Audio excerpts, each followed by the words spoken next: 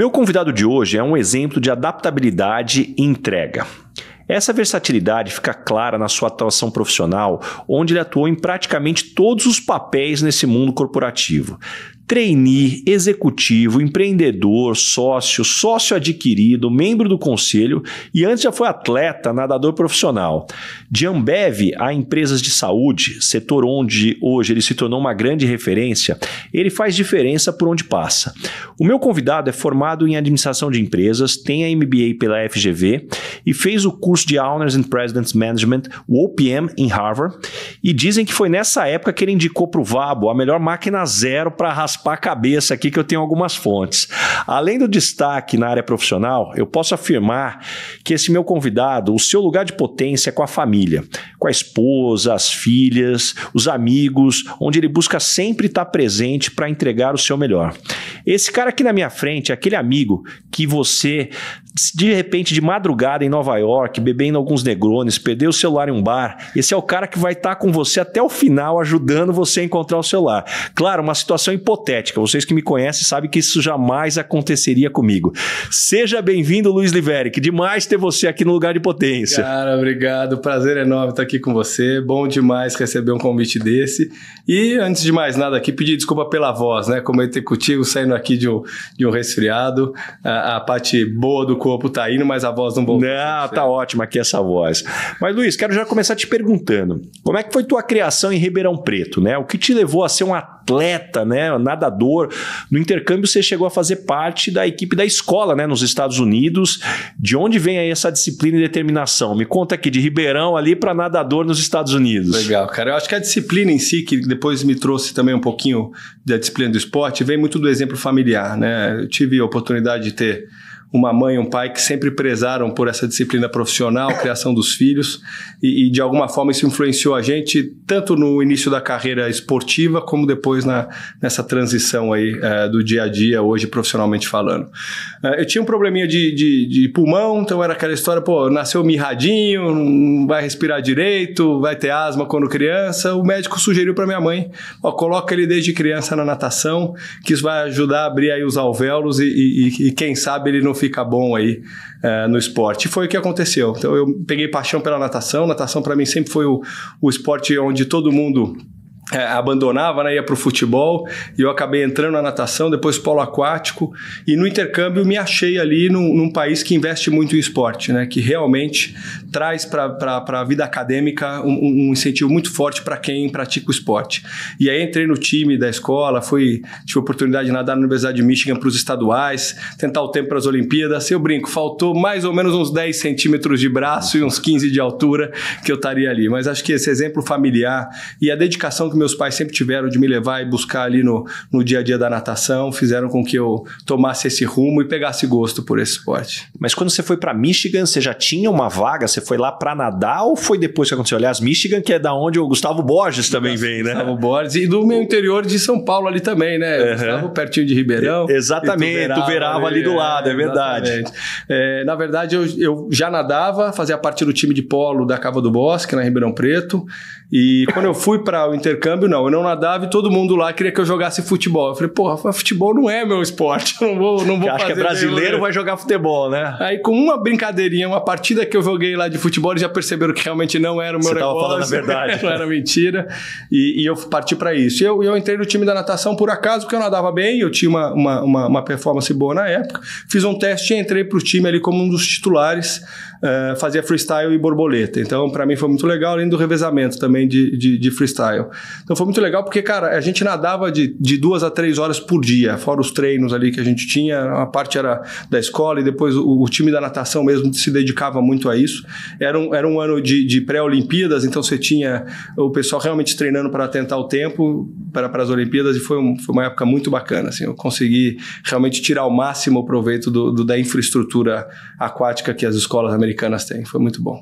E aí, falando de perfil profissional, uma das suas primeiras experiências profissionais, você foi ser trainee da Ambev, né? Poxa, ainda mais a época que você entrou, trabalhar bastante, muito controle, pressão, mas eu queria que você me contasse um pouco como é que foi essa experiência e quais as características que você acredita que te ajudaram aí, o que te ajudou a formar no seu perfil. Legal, cara. Eu estava no mercado auditoria contábil, então entrei a fazer administração na época e vi que aquilo não era para mim. Comecei a tentar buscar algo novo, né? Vi um processo de trainee da Ambev, participei do processo.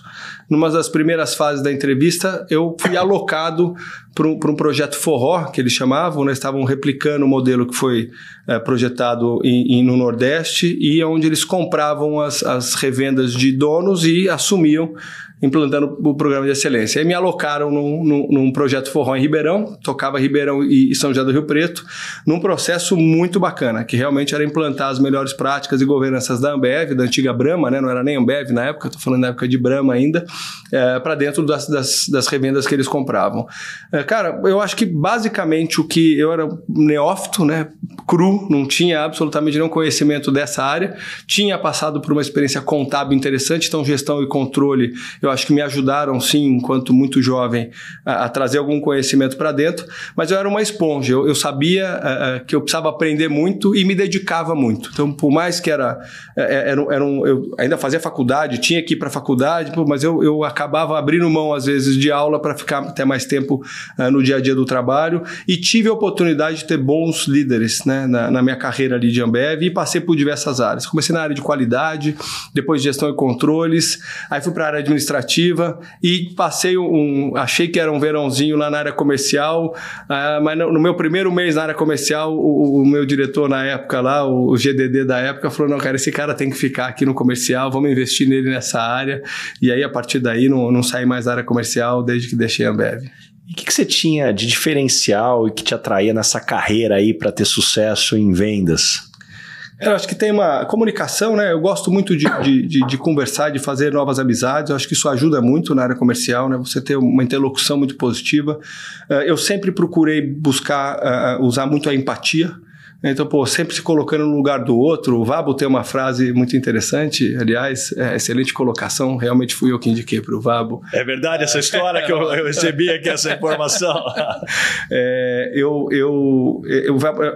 A empatia não é você se colocar, tratar as pessoas como você gostaria de ser tratado, né? É tratar as pessoas como elas gostariam de ser tratadas. Então, acho que isso ajudou muito no meu perfil.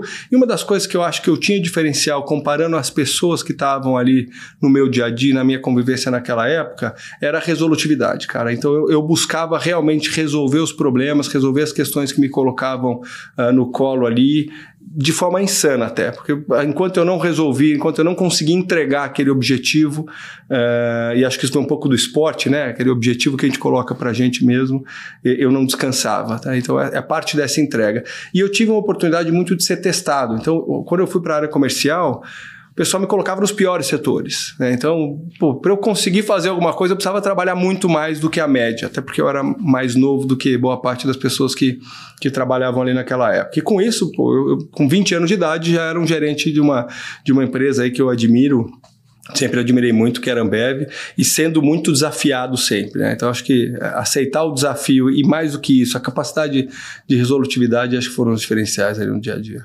E depois da Ambev, você foi para a Sanofi, ficou 5 anos por lá. E em que momento você decidiu que gostaria de empreender? Foi um clique instantâneo ou já era algo que há algum tempo você vinha construindo, amadurecendo na cabeça? Cara, vontade de empreender eu sempre tive. Meu pai era da parte industrial, teve uma indústria. O meu avô foi de café, quebrou nas inúmeras crises brasileiras. Mas eu sempre tive esse sonho de empreender, de montar o meu negócio. E o grande start foi eu sou muito grato a essa pessoa, foi um antigo chefe que eu tive que, conseguiu fazer com que eu pedisse demissão, né? Porque boa parte das pessoas, elas pedem demissão pelo CPF e não pelo CNPJ.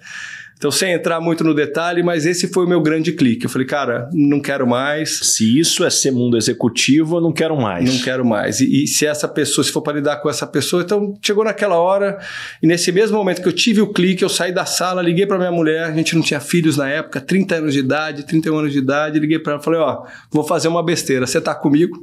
Ela falou, eu tô com você, a gente já foi para o Nordeste junto, já voltou, já mudamos para São Paulo junto, eu tô com você pro que for, e aí ela ficou realmente do meu lado nesse momento, e eu tive a coragem de pedir demissão.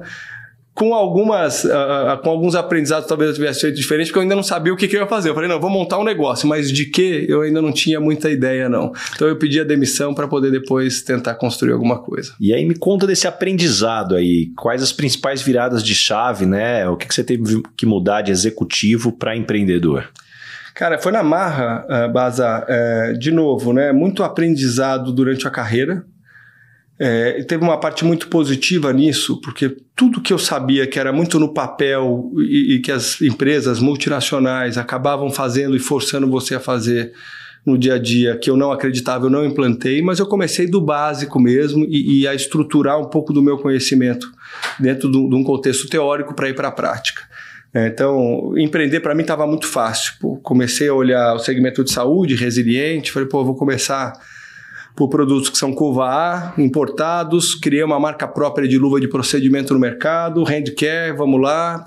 Tava indo tudo tão bem, fiz uma relação ótima com a embaixada, com a Câmara de Comércio da Malásia no Brasil, e relacionamento, e vamos para a feira na Malásia, e resolvemos, achamos o fornecedor. Até que eu aprendi o que é ser empreendedor, né? Mudou-se uma legislação e aí tudo que eu tinha já em vias de conseguir registro passou a ter uma burocracia um pouco maior e aí a gente fala em 2 anos praticamente de registro ao invés de 3 meses. Então, por uma operação aí governamental, coisa que boa parte dos empreendedores iniciais não contam, né? Eu tive um grande problema financeiro, pessoal, a empresa não sofreu, mas eu acabei quebrando na física, minha mulher sustentando casa, a gente vendendo casa, carro, falei, não, eu tô all in nesse negócio, mas aí eu senti o que é ser empreendedor num país, né? Sustentando farmacêutico, responsável técnico e uma estrutura, água, luz, telefone, sem poder operar, porque a gente não tinha produto e não tinha uma licença para fazer o negócio acontecer. Ainda bem, de novo, minha mulher do meu lado lá, fazendo todo o dever de casa ali, inclusive toda a gestão financeira da casa, enquanto eu tentava me dedicar ao negócio, que acabou surgindo, né, depois de muito esforço, mas acho que o grande lance aqui, quando a gente fala de empreendedor brasileiro, é não subestimar a capacidade do governo, muitas vezes, em atrapalhar o negócio ou em criar regras, né, momentâneas, sem perspectivas de curto prazo para te atrapalhar. Isso, para mim, eu levei para a vida. Tentei não errar mais nesse sentido, a gente sabe que às vezes a gente é pego de surpresa, mas esse, para mim, foi o grande momento de falar, isso é ser empreendedor no Brasil. E aí, durante essa jornada, você foi fazer um curso extremamente disputado no mundo, que é o OPM. O que você foi buscar nesse curso naquela época? Cara, uma história legal. Eu já estava como diretor-geral da Elfa, né, que foi uma das empresas onde eu aprendi muito, que foi quem comprou a minha empresa depois, né, e quem investiu no meu projeto. E eu ia fazer o CEO da FGV. Eu tinha lido o livro dos 3G lá, né, do Sonho Grande, e eu comentei com o meu sócio, que é o controlador da empresa, falei, vou fazer o CEO da FGV e tal, muito legal, precisando dar uma renovada. Eu sempre gostei dessa parte não tão acadêmica, mas um acadêmico de gestão e de negócios, né? Não vou fazer mais MBA, já passei da idade, buscar cursos de executivos em faculdades renomadas. FGV aqui tinha feito o MBA já, tinha um curso muito bacana. Ele olhou para mim e falou, não, você não vai fazer o curso da FGV. FGV vou eu fazer, você vai fazer o OPM. Eu falei, não tenho grana para fazer um OPM. Normalmente eu faço isso como investimento próprio, né? É uma coisa que eu sempre busquei, e eu acho que isso é para mim, então a empresa não tinha condições na época de pagar. Aí o meu sócio falou, não, você vai fazer o OPM, cara. Eu falei, não, esse é meu sonho. Eu chego lá, ele falou, a gente vai bancar o OPM para você. E aí eu falei, você tá dando uma de Jorge Paulo Lema aqui, né? Numa proporção muito menor.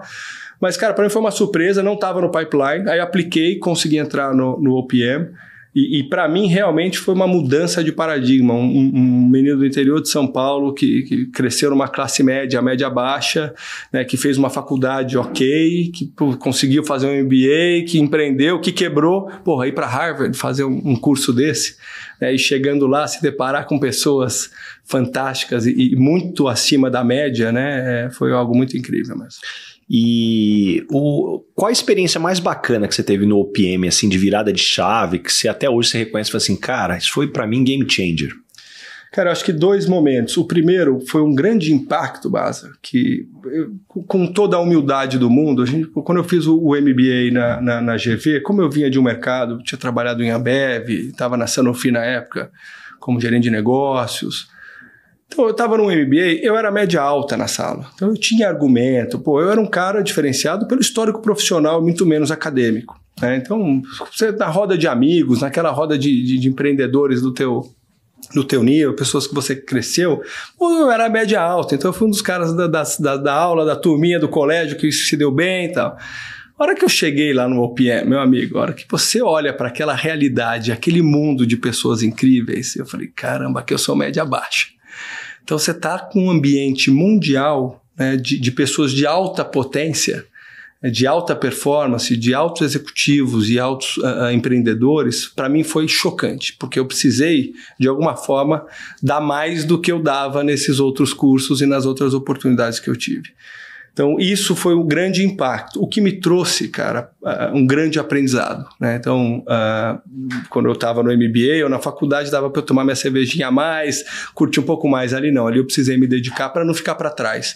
Porque por mais que não é um MBA, não existe uma avaliação formal, você pode sim ser jubilado do OPM, existe uma pressão inerente à tua presença lá, né? Você é pego de surpresa, né? Não existe nenhum OPM que saiu sem tomar uma dedada na cara e, pô, agora você, fala o que você acha desse case. E não estar preparado não é algo que estava dentro da minha intenção. Então, ali teve um grande impacto nesse sentido. E outra foi convivência com meia dúzia de pessoas ali que eu acabei tendo. Um deles é o Vabo, o outro é o Augusto Lins, que acompanharam depois a minha vida e me ajudaram muito na minha carreira, no aprendizado, na troca de experiência, tendo que eu contribuir uma parte também, mas isso é o que a gente não tem como deixar de fora de um ambiente corporativo como esse. Quando a gente fala da parte acadêmica, as melhores aulas que eu tive de talent management com o Boris, cara, que depois veio para o Brasil em algumas ocasiões, fiz questão de prestigiar. Foi assim fantástico, tu aprender a lidar com essa nova geração, né? Como buscar estrelas de forma mais precisa. Você é craque nisso, né? Eu não tive essa oportunidade. E nas aulas de negociações com o Deepak, é uma pessoa que eu mantenho contato até hoje, trocamos e-mail, mas esse indiano realmente me surpreendeu em termos de capacidade de superação mesmo. Quer dizer, ele também é um indiano que veio de um país pobre, ser um dos melhores e mais bem pagos professores de Harvard, é algo surpreendente. Então eu elencaria esses pontos aí como... E aí o OPM, ele veio depois de você já ter vendido o controle da tua empresa. E aí, olhando para trás, como é que você lidou com a perspectiva de perder o controle da tua empresa ali, sem talvez o que o OPM pudesse te ajudar? Você olhando o que você estava aprendendo ali com o que tem de experiência do mundo e o que você já tinha vivido ali sem antes ter passado aqui por esse conteúdo. Legal. Cara, foi um período interessante, né? Eu sou sócio, quando eu vendi minha empresa, eu virei sócio da família Assis, que foram os controladores da nossa holding hoje. E eu estava, quando eu fui o primeiro ano do OPM, foi exatamente quando a gente entrou em diligência.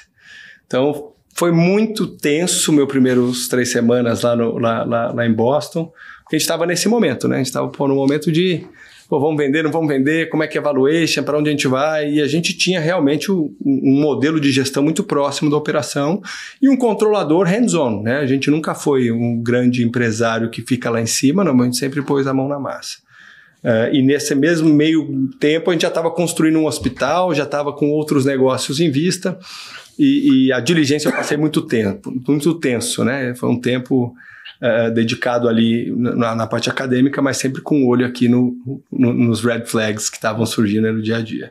E o segundo ano, não. O segundo ano já foi um processo onde a gente já tinha vendido a empresa, a gente já tinha o private equity dentro da companhia, já implantando modelos de controle de gestão, que no nosso caso já existiam alguns pelo histórico de profissionais que a gente acabou trazendo do mercado, mas que tinham, claro, oportunidades de melhoria.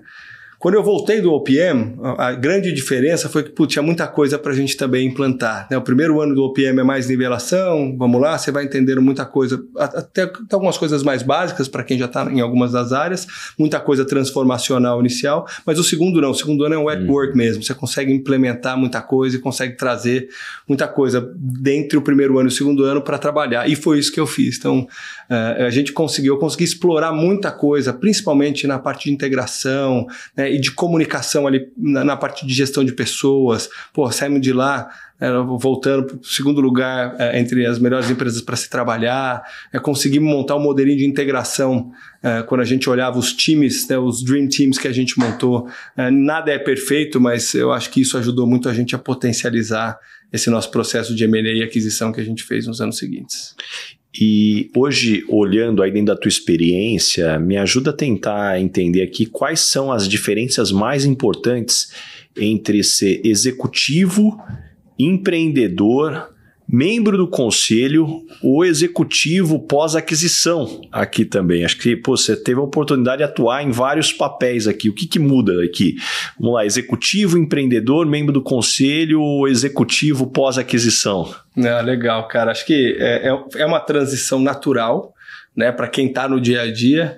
Mas enquanto executivo, né, apesar de eu entender que não todos são assim, né, você tem uma preocupação menor sobre o negócio. Você está lá para ganhar o seu bônus, fazer o teu legado momentâneo e olhando o mercado para tentar eventualmente achar uma oportunidade melhor. O que aconteceu comigo na época de Ambev, um puta sonho, empresa fantástica, apareceu uma oportunidade fantástica numa multinacional também, na área de medicamentos, nada a ver. Falei, pô, não vou competir. Eu sempre tive um pouco desse viés, pô, estou na melhor empresa já, vou para outra, fazer o quê? Mas uma oportunidade muito boa. E eu enxergo muito o executivo hoje, olhando para o todo, né? Principalmente aquele que não tem um perfil empreendedor, é o executivo do bônus anual, ou de alguma coisa de longo prazo. Só que o longo prazo, quando você olha para o executivo, é um longo prazo de 3 a 5 anos, que é o que normalmente se coloca em stock option, né? Um incentivo de longo prazo. Eu sempre tive uma mentalidade um pouco diferente, por isso que as minhas carreiras nas empresas, eu buscava muito conhecimento e crescimento, e consegui fazer 2 tranches de 5 anos, olhando a oportunidade, mas sempre quando parava, né, quando eu tinha um estancamento de carreira.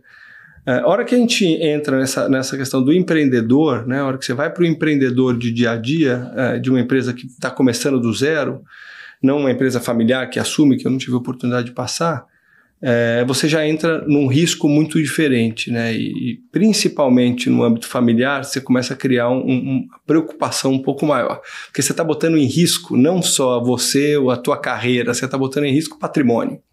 E aí você começa a enxergar um horizonte muito diferente e tendo considerações não só com a tua família, mas com a família dos outros. Se eu quebrar, tem 10 empregos, 50 empregos, 100 pessoas que eventualmente vão perder o emprego aqui e dependem hoje do nosso negócio, é um negócio que eu sustentei. Então, eu sempre tive um pouco desse viés e de alguma forma tentando fazer as coisas de forma diferente, né? Então, como é que eu crio valor ou como é que eu gero um valor para um segmento que já existe ou para algo que já é feito no mercado. Então, sempre estou tentando olhar com viés diferente. No lado do executivo, você tem as suas travas, como empreendedor, você pode fazer as suas loucuras. Então, acho que parte das loucuras que a gente fez foi por ter essa autonomia e essa possibilidade.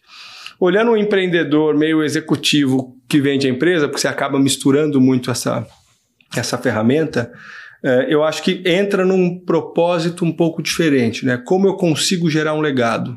Porque a hora que você é só empreendedor, você tem uma visão clara. Cara, essa empresa é minha, eu vou chegar lá, o legado que eu quero deixar é esse. A hora que você perde o controle da empresa, que você vira um executivo, mas você ainda tem um equity relevante do negócio, mas você eventualmente tem um desalinhamento natural com tipos de... Você perdeu aquela autonomia full que você tinha antes. E você está eventualmente trabalhando com Private Equity, que é uma empresa que compra e revende. Sim. Né? Ela não está numa empresa de longo prazo. Então você tem os entraves muito fortes, você chega num ponto de ter que negociar muita coisa, né, para tentar implantar algo que às vezes era óbvio e era muito simples, e a dificuldade de entender o todo, né, porque quem adquiriu, ele tem uma estratégia muito maior do que aquela empresa em si. Então eu acho que caminhar caminhar nessa ponte aí foi algo que mais doeu no meu dia a dia e foi uma hora aprendizado também, né? Porque são nas dores que a gente acaba aprendendo a lidar com as questões e principalmente com a relação do dia a dia com um investidor que agora não é investidor do negócio. A gente teve uma oportunidade agora na empresa que eu estou, foi um investidor estratégico que conhece do business. É completamente diferente. Você tem os entraves, você tem a sua receita de bolo ali para fazer os negócios, você tem as suas limitações dentro de um modelo contratual, mas você tem uma autonomia muito maior para construir, porque com quem a tua fonte de interlocução, ela entende o que você está colocando e é muito mais simples construir um modelo de negócio nesse sentido.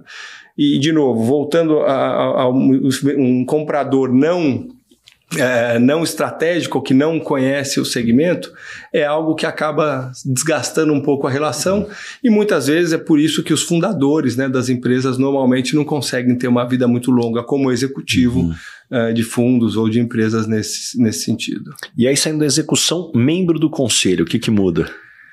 Tem duas frentes, né? Membro do conselho de uma empresa que você foi CEO não é uma experiência muito interessante, né? Porque quer queira, quer não, você tem um papel. Você teve um papel como executor, como CEO, e a hora que você vai para o conselho, você precisa mudar o mindset completamente.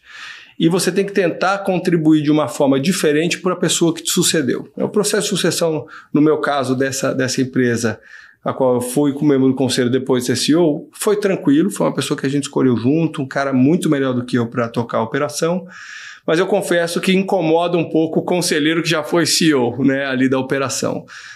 Então, alguns cuidados eu tinha que ter, fiz questão de fazer um curso no IBGC, né, de governança corporativa e de membros do Conselho de Empresas de Capital Aberto. Foi muito bom e eu consegui me adaptar nesse ano e nesse período que eu fiquei ali.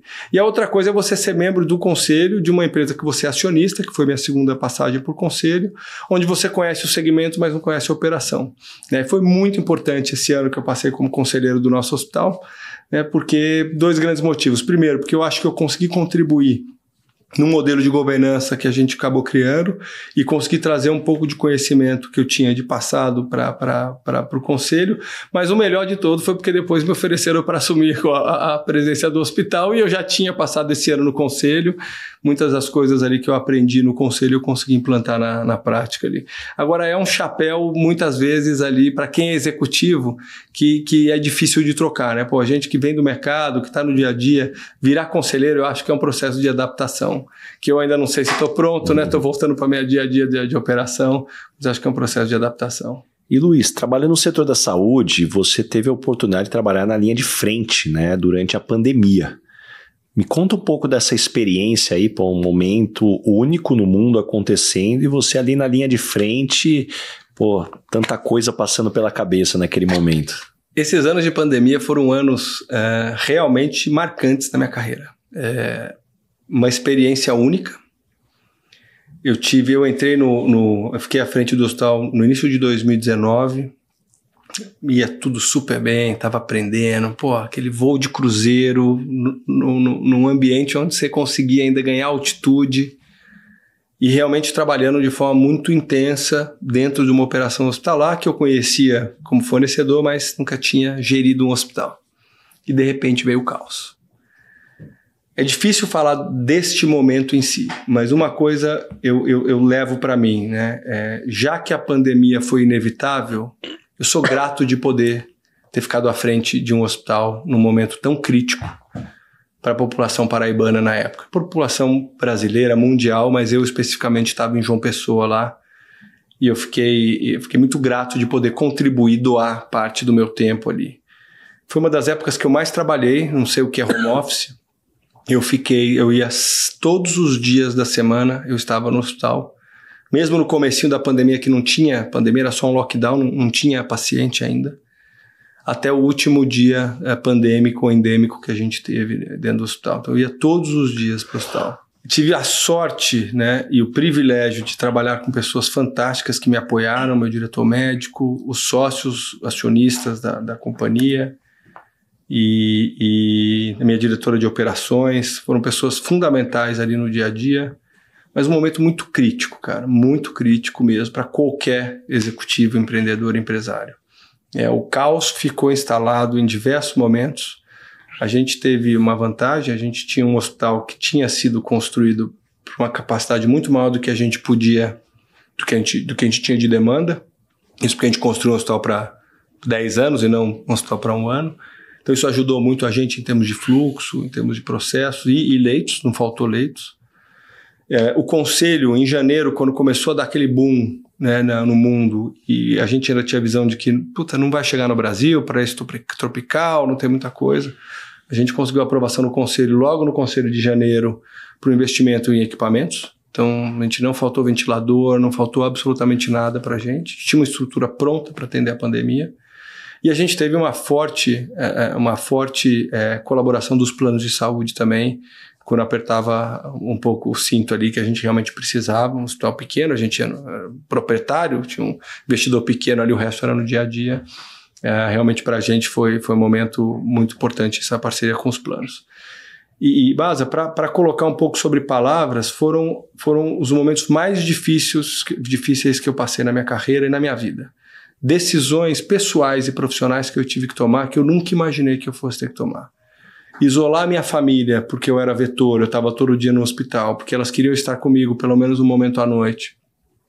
Ao invés de deixá-las isoladas e eu me isolar sozinho, foi muito difícil. Mas foi uma decisão tomada em conjunta com a minha esposa e com as minhas filhas. Você não via eles? Eu via eles todos os dias, mas eles não viam ninguém. Então elas ficaram isoladas do mundo para eu poder vê-las à noite. Entendi. Porque eu era o vetor. Eu saía do hospital, não sabia se eu tinha Covid, não tinha teste. Hoje em dia é muito fácil olhar para trás e falar, aquele medicamento não funcionava, aquilo não era. Só quem estava no dia a dia ali, sem informação nenhuma, sem nenhuma base de perspectiva de curto, médio prazo, sabe o que passou. E sabe o que tentou e o que testou. Então, esse foi uma decisão muito difícil para mim, deixar minha família isolada. A gente tem consequências, sequelas até hoje disso, né? Mas sou muito grato ao apoio que minha família me deu, né? A minha mulher, minhas duas filhas. E o outro momento foi o momento de caos da última onda, a última grande onda que a gente teve, abril de 21, que foi quando teve quase falta de medicamento, aquele caos no país como um todo, falta de oxigênio. A gente chegou a um triz de sofrer, né? A gente conseguiu montar indicadores preditivos que davam a visão de que ia acabar. Então tinha dia que a gente falava, cara, eu tenho medicamento para daqui a 2 dias. Aí acaba o medicamento. Aí sai o Luiz correndo, ligando para a empresa, presidente de multinacional que eu conhecia, os distribuidores de medicamento, fazendo contato. Ufa, conseguimos mais um dia. E era eu e o meu diretor médico, todos os dias, e a diretora de operações, no final do dia, fazendo o balanço, o saldo e olhando como é que a gente vai sobreviver o dia seguinte, como é que a gente vai sobreviver, como é que a gente salva mais 1 ou 2 vidas no dia seguinte. Então, foram momentos críticos. De novo, eu falo que eu sou feliz porque não tinha como evitar tudo isso. E eu me sinto orgulhoso de poder falar, cara, me doei para Paraíba, né? Sequelas, de novo, até hoje na vida da gente. Tem coisas que eu não gostaria de ter visto, que a gente vê num momento como esse. Mas tive o privilégio de ganhar um título de cidadão paraibano por todo esse esforço ali, né? Que me deixa muito orgulhoso. E também poder dar esse exemplo de patriotismo, se é que eu posso dizer assim, para minha família, para minhas filhas, acho que foi importante. Agora, se eu puder escolher, eu não gostaria que ninguém passasse por isso nunca mais, porque realmente para quem estava na linha de frente ali, e eu falo pelas pessoas que estavam lá que eu estava acompanhando, não foi nada fácil. E para mim talvez pudesse até ter sido mais fácil, porque eu sou administrador de empresas. Sou gestor, eu não sou enfermeiro, eu não sou técnico, então eu não tinha nenhum sentido eu estar ali para tentar suportar, eu não posso pegar uma veia de paciente, mas eu estava ali pela equipe, né? Eu estava ali para mostrar, cara, vocês não estão sozinhos.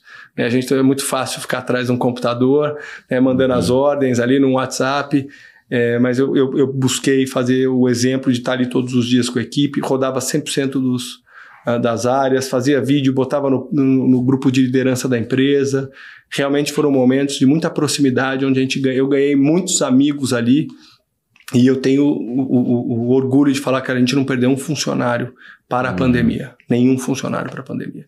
E alguns dos familiares que estavam sendo tratados no SUS, a gente trazia para dentro do hospital para desafogar um pouco, fizemos parceria com a órgão público para trazer um pouco de paciente, atendemos pacientes do SUS.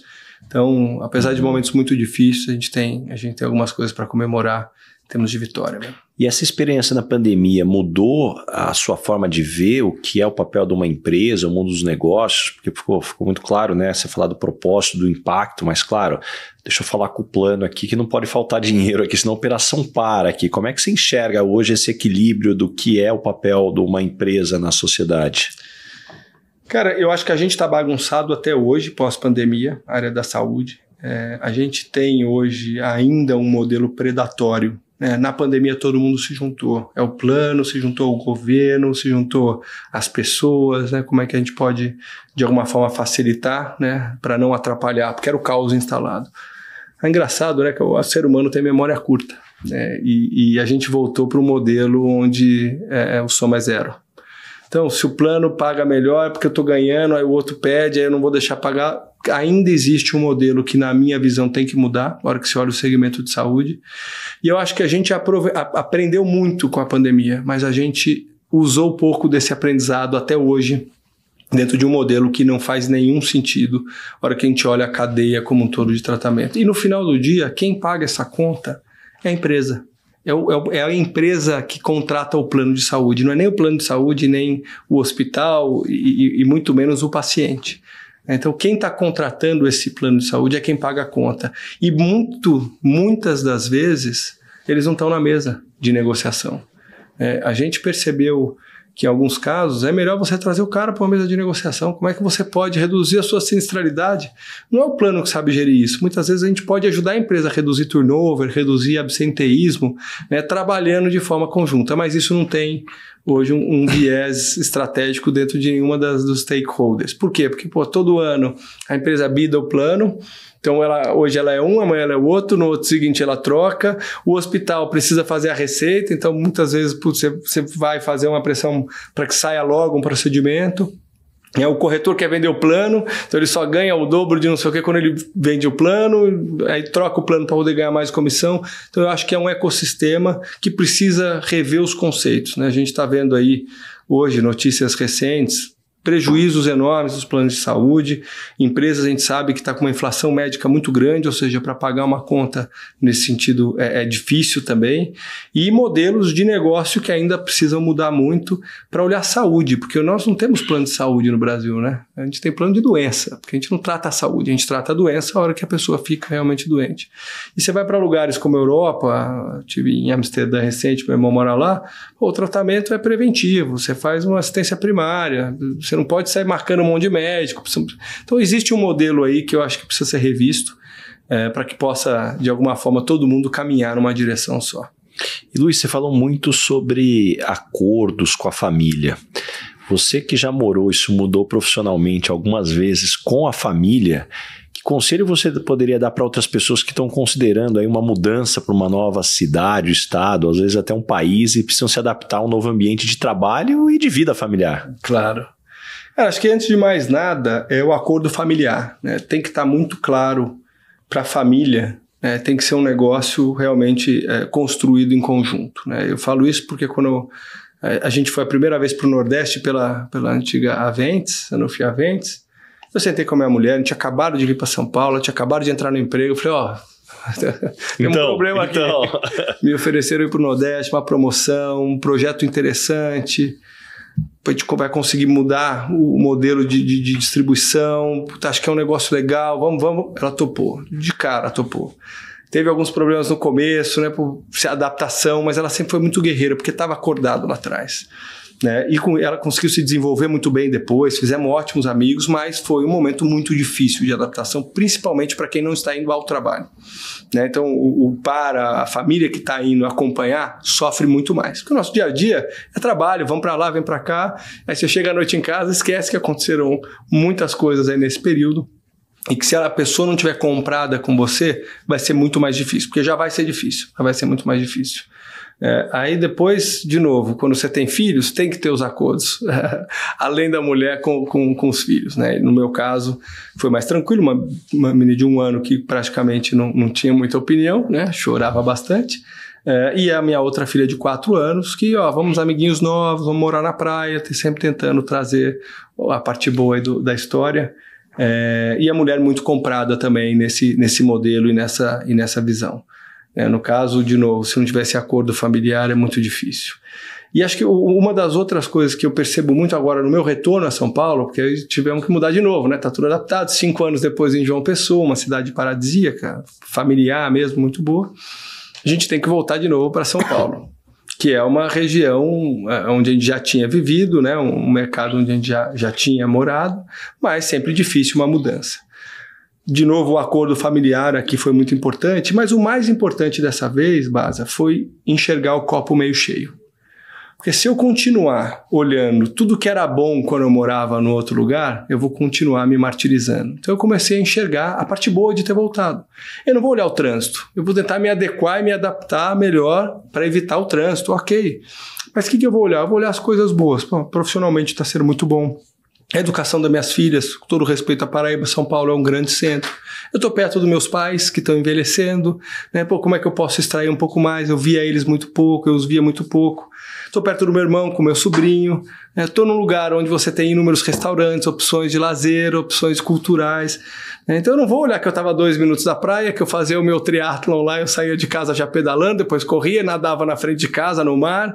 Não vou olhar essa parte que é o mais difícil de adaptação, e sim o copo realmente meio cheio dessa nova possibilidade de vida que a gente está. E aí, falando de tantas experiências aí, tantos papéis que você já atuou no mundo executivo, como que você busca influenciar suas filhas para que elas encontrem aí, cada uma delas, o seu caminho no mundo corporativo?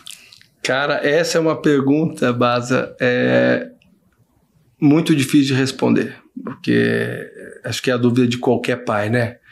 Primeiro pelo exemplo. Eu acho que esse fator aqui para mim elas me enxergando, saindo todos os dias para trabalhar, né? Um pouco das dificuldades às vezes que a gente vive no dia a dia, às vezes um pouco mais estressado, às vezes umas estressadas, ali tá no final de semana uma coisa ela ouve, papai, aconteceu isso, vamos lá, muito trabalho e tal. Tento me policiar nesse sentido e tentar trazer o exemplo para dentro de casa.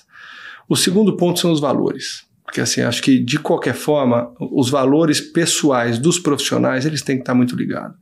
Então, nós acreditamos na nossa empresa que a gente tem que contratar as pessoas que têm os valores da empresa. A gente não vai conseguir mudar uma pessoa que não tem os mesmos valores. Ela consegue enganar um pouquinho o tempo, mas no final das contas, essa pessoa não vai ser a pessoa de longo prazo. Então, eu procuro influenciar muito nessa questão dos valores.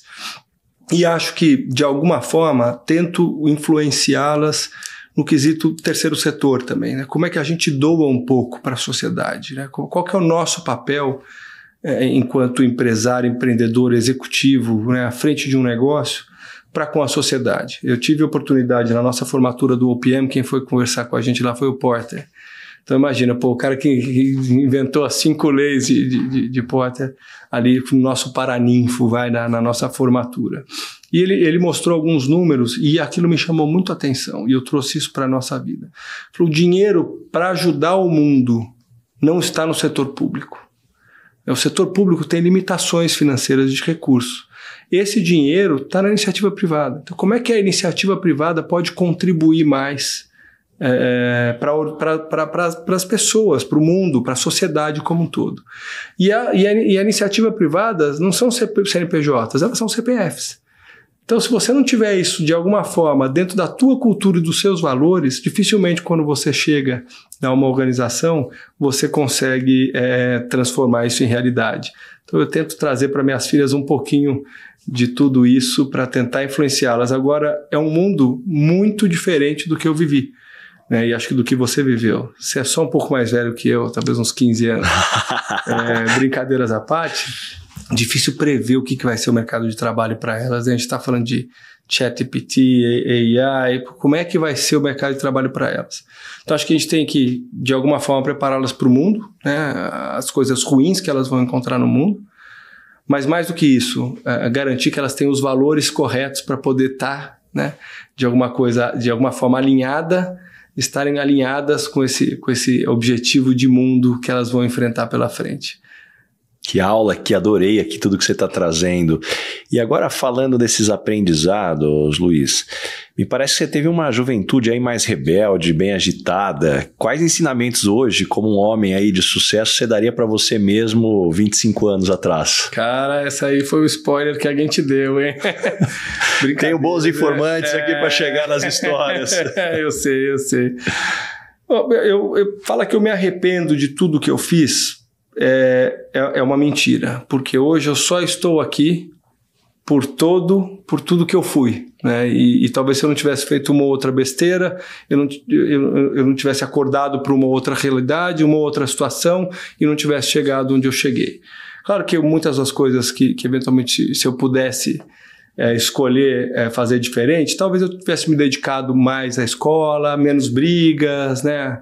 E eu brinco muito, eu falo, ainda bem que não tinha smartphone, né? Celular com câmera e nem Google na nossa época, porque senão os registros e os grupos aí iam estar cheios de Luiz aí minados. Mas eu acho que eu teria um pouco mais de disciplina da parte acadêmica quando eu era mais jovem. Eu era muito disciplinado no esporte. De novo, para mim, esporte, eu queria ser um atleta de profissão mesmo, né? E acabou não dando certo. Mas eu talvez nessa infância, se eu tivesse enxergado isso, eu teria focado, dado tanto esforço à disciplina esportiva quanto à vida acadêmica, e teria arrumado menos briga com meus pais, com alguns outros membros aí das salas e tudo mais. Eu teria tido um pouco menos usado talvez a minha capacidade de influenciar as pessoas, talvez por um lado diferente do que foi no começo. Muito bom, adorei aqui. E Luiz, a gente chegou agora no momento Headhunter. Qual que é a pergunta que você sempre faz nas entrevistas para contratar alguém para o seu time? Cara, uma das coisas que eu busco muito é trabalhar o lado pessoal da pessoa mesmo. Desculpa a redundância, o pessoal da pessoa, o pessoal do candidato.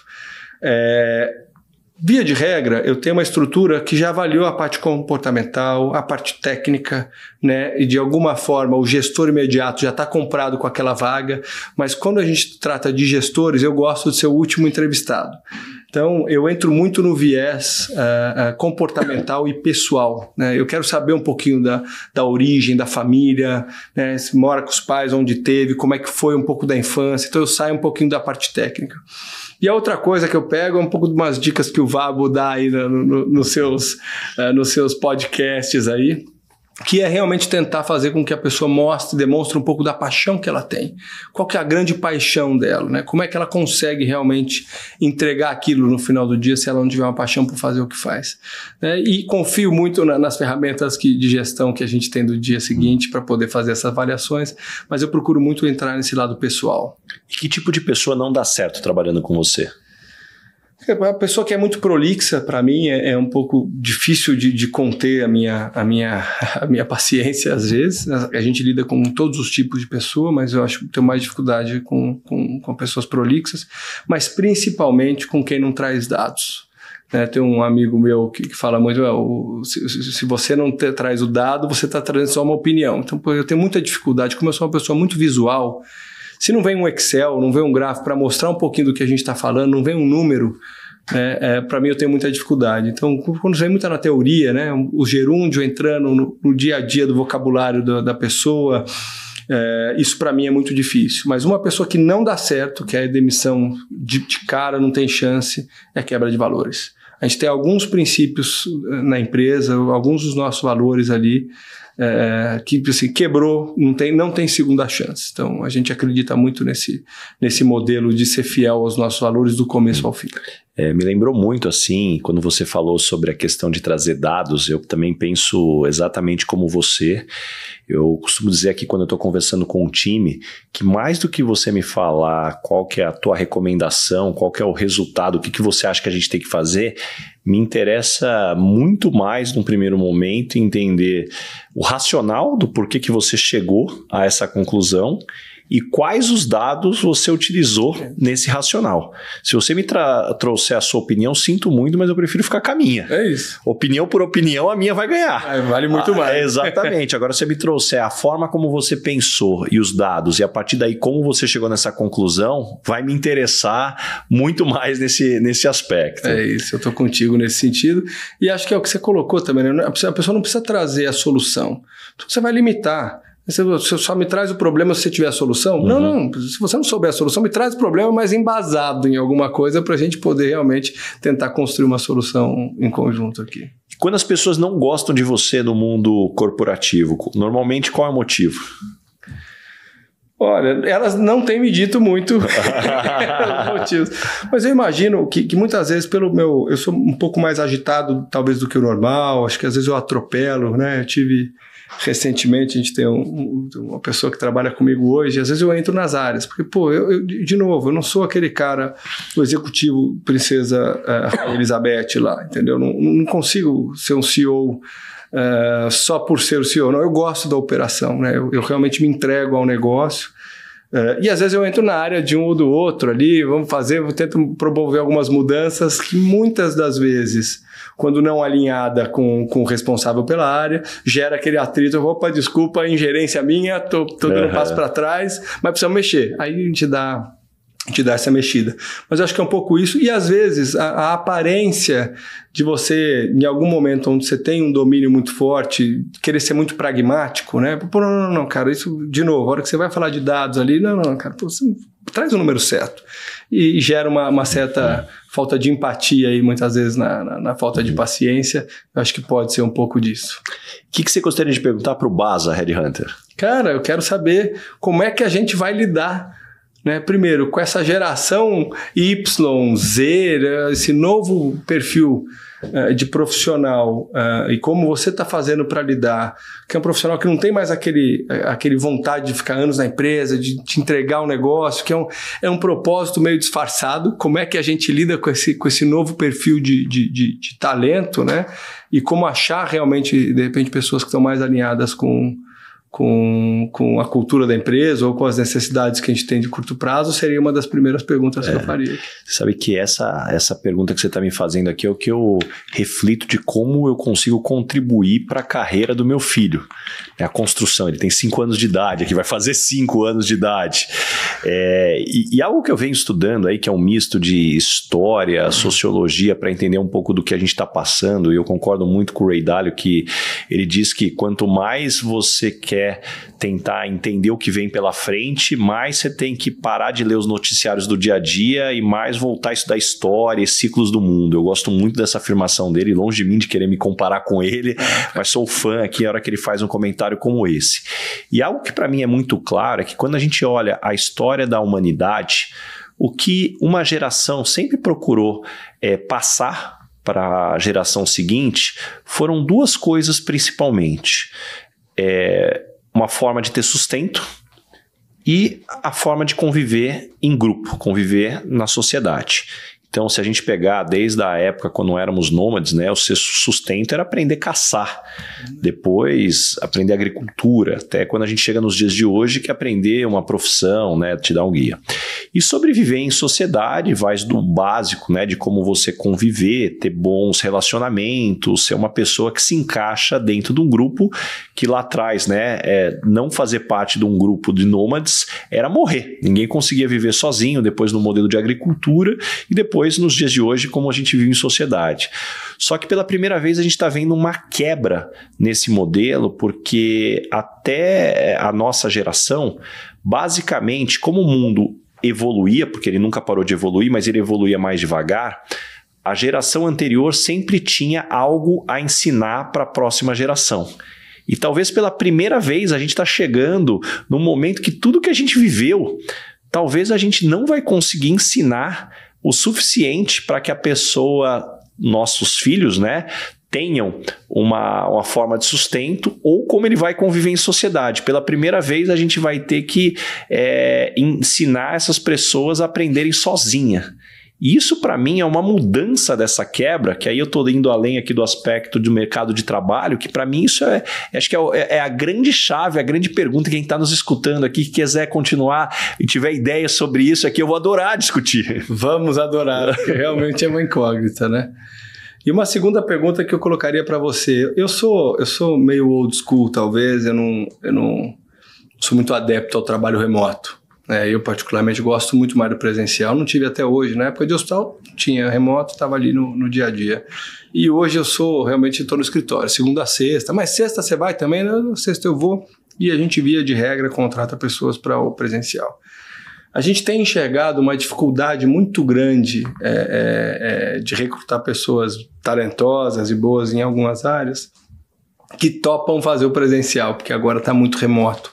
Como é que você está enxergando esse movimento, olhando aí de novo, não só hoje, que acho que a realidade está aí, mas para frente? É uma tendência mesmo? Pô, Luiz, você esquece, tem que ter 3 dias de home office. Como é que vocês aqui estão trabalhando com isso? O que eu acredito é que, assim, todas as grandes transformações, elas acontecem no formato de um pêndulo, né? Normalmente o pêndulo está no extremo oposto e a hora que você solta, vai para o outro extremo. Ele nunca para no meio ou encontra o ponto de equilíbrio numa primeira vez. Então, pô, é muito claro, né? A gente era um trabalho presencial, aí com a pandemia, tudo virou home office. Não, pô, entrega os escritórios, não vai precisar gastar dinheiro, e hoje você vê principalmente essas empresas tech que puxaram muito isso, não só empresas tech, mas acho que foram as principais. Pô, não vai ser bem assim, vamos voltar aqui dessa dinâmica. O que eu entendo é que não tem one size fits all, né? Não tem uma solução que sirva para todos, e eu acredito que tem 3 elementos fundamentais para a gente avaliar o quanto uma empresa ou uma área deveria ter o presencial versus o remoto. O primeiro deles é prontidão. Essa pessoa, ela tem capacidade e autonomia de fazer o trabalho sozinho, se ela estiver isolado, vai sair? Acho que esse é o primeiro elemento. O segundo, referência. Essa pessoa é referência para alguém, seja como líder, ou seja, como, por exemplo, alguém que é muito sênior e essa pessoa acaba ensinando outras. E a terceira é quanto eu espero que essa pessoa se desenvolva. Porque todo mundo aqui que tem um pouquinho mais de anos de experiência consegue lembrar de situações de, puxa, eu nem participava ali do que estava acontecendo no ambiente, mas só de ver uma conversa, acompanhar uma ligação ou uma reunião, eu aprendi pra caramba. Então eu acho que esses 3 elementos vão calibrar o quanto pode ser presencial, o quanto pode ser remoto. Quando você me fala assim, vou contratar um desenvolvedor na Índia para trabalhar remoto para minha empresa. Esse cara tem autonomia. Pô, ele não é referência para ninguém aqui dentro da empresa, só entregar. Eu não estou esperando que ele se desenvolva, porque ele não vai trabalhar aqui dentro. É lógico que vai funcionar. Caso contrário, não vai funcionar. Então, eu acho que para mim, esse equilíbrio, Luiz, é fundamental para você encontrar. E para mim, acho que tem um aspecto para mim que é a base disso tudo. A gente precisa tratar determinados elementos dentro de uma empresa como conquista e não como privilégio. Boa. Não adianta você falar assim, não, então todo mundo que vem aqui já tem autonomia full, trabalha de onde quer. Peraí, vamos encaixar. Vamos conquistar algumas coisas, a partir daí você vai poder usufruir. Então eu acho que esses são os elementos para a gente colocar aqui no radar. Hoje aqui na Page a gente faz 3 dias presencial e 2 remotos e está funcionando. Agora não vou dizer que vai funcionar para todas as empresas, porque também tem a questão do síncrono e o assíncrono. Né? Se alguém me falar aqui na Page, puxa, eu preciso desenvolver um material para mandar para o cliente, eu prefiro trabalhar de madrugada, vou fazer o material da meia-noite às 6. Tá ótimo, isso é assíncrono. Não, Bas, eu trabalho melhor da meia-noite às 6, eu vou começar a entrevistar candidato da meia-noite às 6. Não, você não vai ligar para ninguém meia-noite, 1h da manhã. Então, acho que, de novo, a gente tem que aterrissar e trazer mais fundamentos, senão essa conversa fica muito supérflua. Legal, que aula. Viu, Vanessinha? Tem uma aula aqui pra gente discutir depois. Hein? E agora chegamos, Luiz, no momento Dona Ângela. Complete a frase. Eu sou esquisito por quê? Porque eu não tenho cabelo? E qual foi o maior perrengue ou situação engraçada que você já passou no mundo corporativo? Cara, eu não vou nem entrar no mundo corporativo, mas quando o meu primeiro emprego, eu fui numa locadora de vídeo, eu tava lavando o piso de cima, deixei cair um balde de água na cliente que tava olhando fita embaixo. Meu amigo, foi um desastre. Um desastre. Isso eu não esqueço até hoje. Entrou pro hall da família lá. E caminhando agora para o final, o nome desse podcast é Lugar de Potência. Qual que é o teu lugar de potência? Que tipo de situação e ambiente que pode jogar lá que você brilha? Cara, eu acho que situações de estresse. Né? Eu ouvi uma vez de uma pessoa que eu estava falando, eu falei, cara, zona de conforto. Né? Qual que é o conceito de zona de conforto? Depende. Se você for olhar a zona de conforto no mundo corporativo da forma com que a gente coloca, é aquele cara que está acomodado tal, porque ele se sente bem assim. Então, a minha zona de conforto, onde eu me sinto bem, é no caos. Então, eu preciso do estresse, eu preciso para eu ficar bem, realmente. Eu não consigo ficar parado, porque eu não estou na minha zona de conforto na hora que eu estou parado. Então, situações de estresse, de crescimento exponencial, de tratativas realmente de projetos para entregar, esse é o meu dia a dia, acho que é o que onde me deixa realmente animado. Adorei. E me conta uma verdade que as pessoas não costumam dizer e, na sua opinião, é fundamental para se ter sucesso. Cara, assim, de novo, acho que resiliência seria um grande chavão, né, colocar isso. Mas o que eu normalmente coloco é acordar mais cedo que os concorrentes e dormir mais tarde já é 50% a mais do que os outros estão fazendo. Então, só de estar ali, de trabalhar mais do que os outros, você já tem um grande diferencial, isso já te dá um pedacinho de diferencial. Porque o resto é a parte acadêmica que não tem jeito, a gente precisa se atualizar, precisa estar no dia a dia. E muitas vezes, né, as pessoas estão ali no front e não entendem isso como uma verdade. O que O que você aprendeu nos últimos 12 meses? Seja conhecimento ou habilidade? Cara, se tirar a parte da pandemia, eu tenho aprendido muito, eu estou num novo segmento para mim, muito da parte técnica de alguns produtos. Então, a parte de hemodinâmica, eu tenho conseguido me desenvolver um pouquinho mais e aprender é sempre muito bom. E no paralelo do dia a dia da empresa, estou aprendendo muito a conviver com essa nova geração, que é muito bom. Se você abrir realmente a cabeça, você consegue absorver muita coisa desses meninos mais jovens aí. E Luiz, me deixa aqui algumas dicas de fonte de conhecimento. Como é que você se mantém informado? Como é que você se desenvolve? Cara, primeiro, ler o livro do Baza, Lugar de Potência. Acho que esse é uma das grandes dicas. O que eu tenho falado para o meu time, a gente tem uma universidade corporativa, toda empresa que eu entro, eu crio uma universidade corporativa local, interna, para fazer divulgação, né, de algum conteúdo interessante, muito mais do que isso para treinar as pessoas, né? Acho que capacitar as pessoas dentro da empresa é o grande diferencial de qualquer companhia, minha visão pessoal.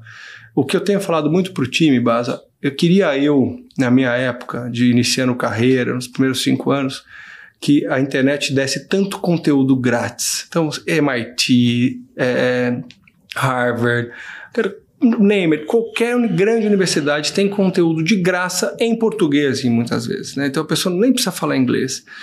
Cara, o que eu procuro fazer para mim é tentar 1 ou 2 cursos anualmente falando. A pandemia atrapalhou um pouco, mas fora do país. Fazer curso de 1 semana, de executivo 10 dias.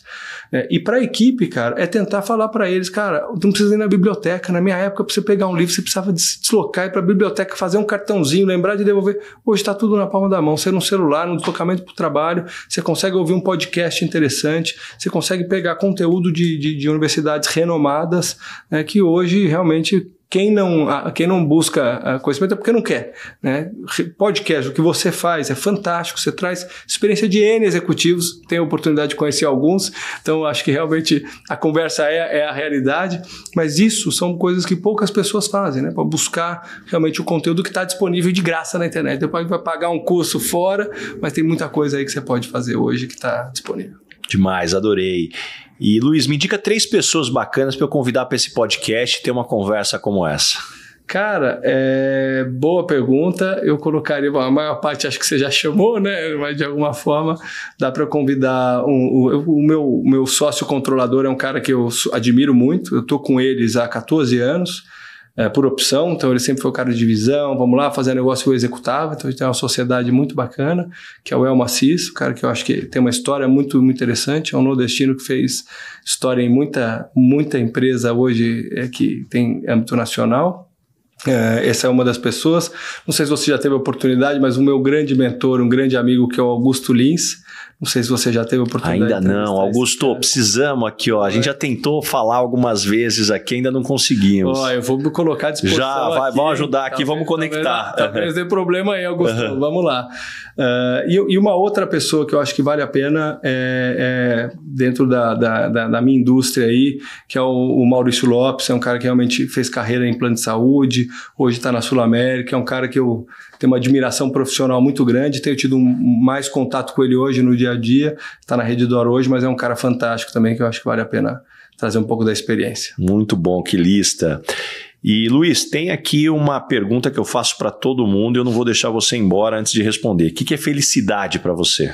Tá perto da família, cara, tá bem, saúde, eu tenho uma paixão enorme pelas minhas filhas, esposa me deu tudo isso, então tá nesse meio, acho que tá com eles, para mim é o que traz uma felicidade grande.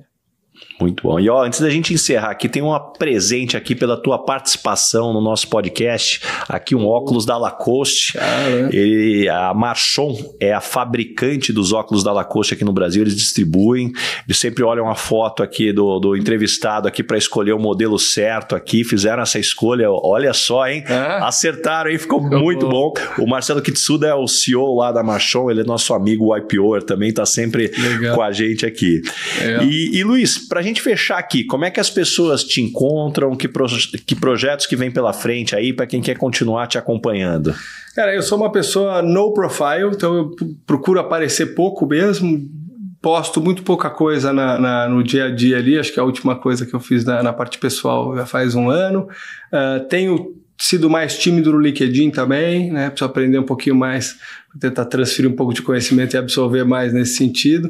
Vai ter o LinkedIn, Luiz Liveri, de alguma forma aí a própria empresa que é a Mederi Saúde divulga uma ou outra coisa que a gente vem fazendo e sendo seu amigo, meu amigo, entrando em contato, sempre à disposição. Muito bom. Luiz, obrigado mesmo. Puxa, eu sei tua agenda aí super disputada aí, conseguir abrir esse espaço para a gente conseguir ter essa conversa. Eu tenho certeza que todo mundo que nos acompanhou até aqui saiu com páginas e páginas de anotações, muitos insights e muitas lições. Muito obrigado mesmo. Cara, prazer enorme estar aqui com você. Parabéns pelo seu trabalho, pela dedicação que você tem, além da Page. Você é um cara que realmente transcende qualquer ambiente profissional e leva, de alguma forma, aí, conteúdo muito importante para a carreira de muita gente. Eu me espelho em você, você sabe disso, sou um grande fã seu. Obrigado pela oportunidade de estar aqui com você, Basa. É um prazer enorme, meu amigo. Valeu, Luiz. Muito obrigado. Tamo junto, valeu.